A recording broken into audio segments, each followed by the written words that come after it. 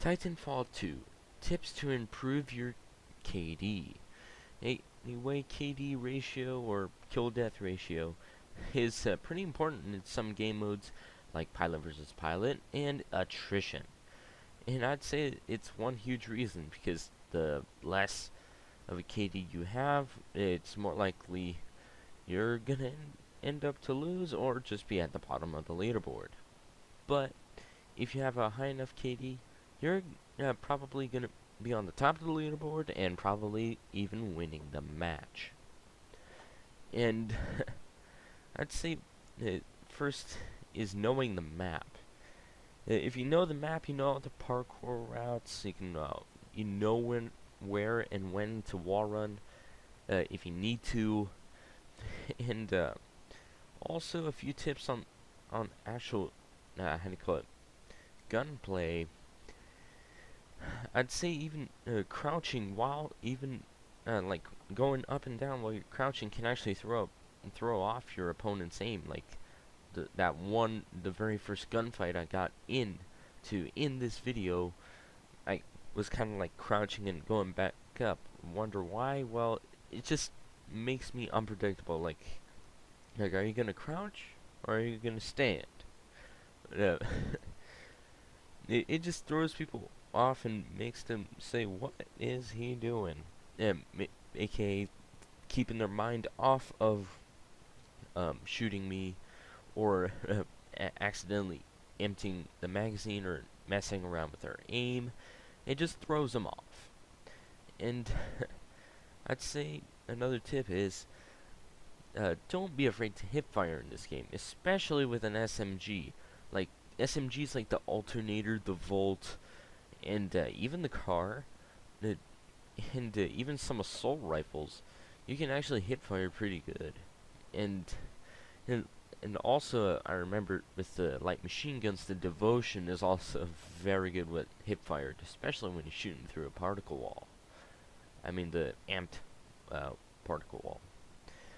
And yeah, other than that, you might want to avoid most pilot versus Titan situations, but sometimes it's kind of inevitable. That's why I always like to have a anti-Titan weapon on my side.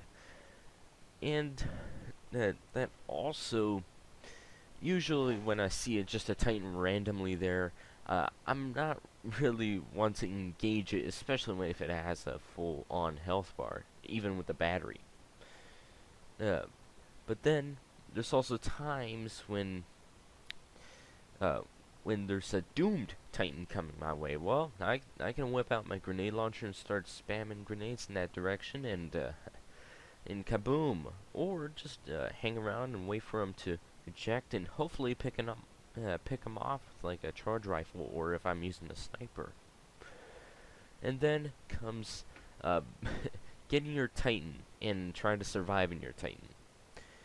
I'd say that it's pretty hard to survive in the Titan now since the health does not regenerate. And you just gotta know what your Titan's good for. If you're the hit and run Ronin, go around and flank and have all the other enemy team Titans distract the opponent while you go around to slice and dice their supports, or like the snipers, the other Ronins, and maybe even some Tones. And but just watch out for the legions, unless you're an Ion. And then, if you're an Ion, just whip out that vortex shield, take all of those bullets and just throw them right back at them. And I'd say when it comes to Titan survival, keep an eye out for the batteries, or even have the the emergency battery backup boost card equipped. And then also comes, be careful when you drop your Titan. I have a number of instances when I drop my Titan, I die before I get in my Titan, and I respawn all the way on the other side of the map. And then I have to, by the time I got to that, to like half through the map, my Titan is still over there, and in fact it's in auto Titan mode, which is not a good thing, even with the Salt chip. And and it's getting melted. It's just getting wiped the floor with. And basically, bye-bye Titan. Send into guard mode, and wait for the next one. But then there's times when I put my Titan exactly right underneath the Titan bounty in Bounty Hunt, and actually end up, how do you call it, the Titanfalling the bounty, basically free $600 for me and my team for the bounties. And yeah, then also knowing what primary you're using, like with alternator you have quite a lot of recoil on aim down sight, but on Hipfire it's pretty good. But no, when aim down sight or Hipfire when you're at a pretty long range is not the smartest idea. So you gotta go around and try to weave your way around buildings or cover by sliding, jumping, and wall running. And I'd say another tip is get used to the mobility. Like, even if you don't get to the point where you can like side hop or cover a half a map just by using use a stim or whatever, no. You don't have to do anything too fancy. But it's nothing bad about going too crazy. And I'd say that for a person that just started out, I think you should just keep on wall running and start using what is called a air strafe. Basically, instead of using your look stick to move around and maneuver in the air, you use your move stick to actually how do you call it, strafe in the air, keeping your jump pack pointed in the same direction you were going as like when you're running, keeping some of the momentum there.